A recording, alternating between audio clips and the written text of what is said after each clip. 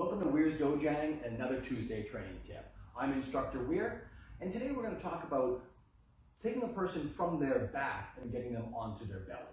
Okay, it's very important to be able to put a person in a position in which they have very little they can do to attack you.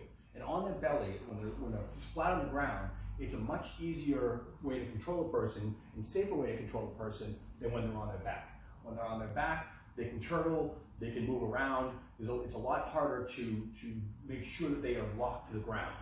The belly is much better, so let's talk about how to get them from their back to their belly. All right, so we want to talk about how to get a person from their back to their belly.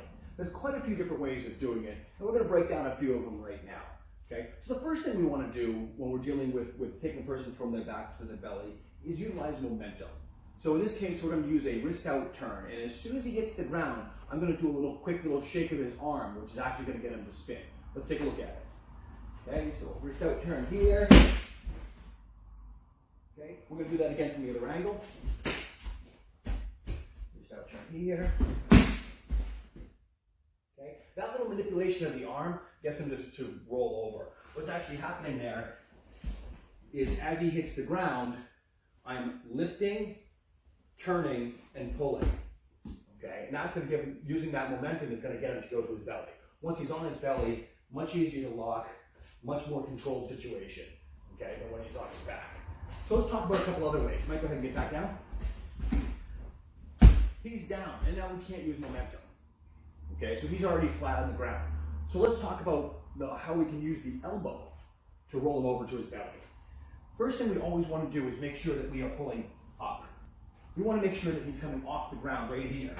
Okay? Now, we're going to keep our foot nice and tight. I'm going to use my knee, I'm going to put it right on his elbow, and I'm going to drag this way. So lift, step, drag. Now he's locked, he's down, I can walk around his head. Okay? You never want to step over him.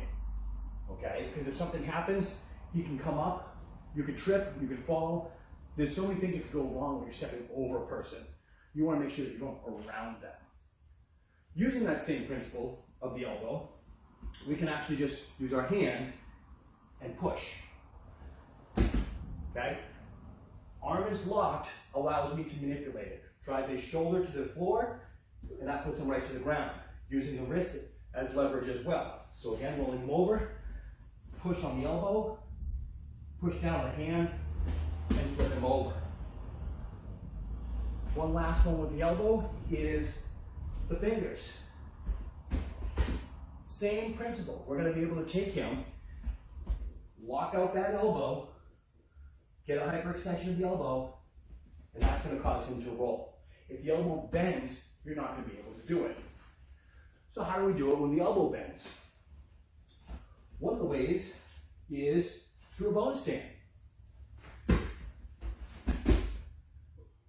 As soon as I apply that pressure, the torque in the hand, he wants to roll. And if I take his elbow and pulling it in and bend it, it creates a tremendous amount of pain, and he'll comply and he'll roll right over. Okay, so using that bone stand, using that pain to be able to roll him over is a big one. The last one we want to do is kind of the mean one. We're going to attack his shoulder, okay?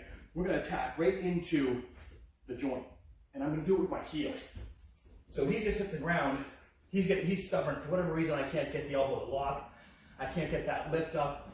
I'm just going to step over and step right on that shoulder. He's going to pop over so fast, it's not even funny. I can drop my knee to the back. I've got him locked down now. Think about a woman wearing heels doing this. That's going to do a lot of pain and damage into that shoulder. Great technique to use. Okay, so again, we want to make sure that we are locking out this elbow and causing him to roll.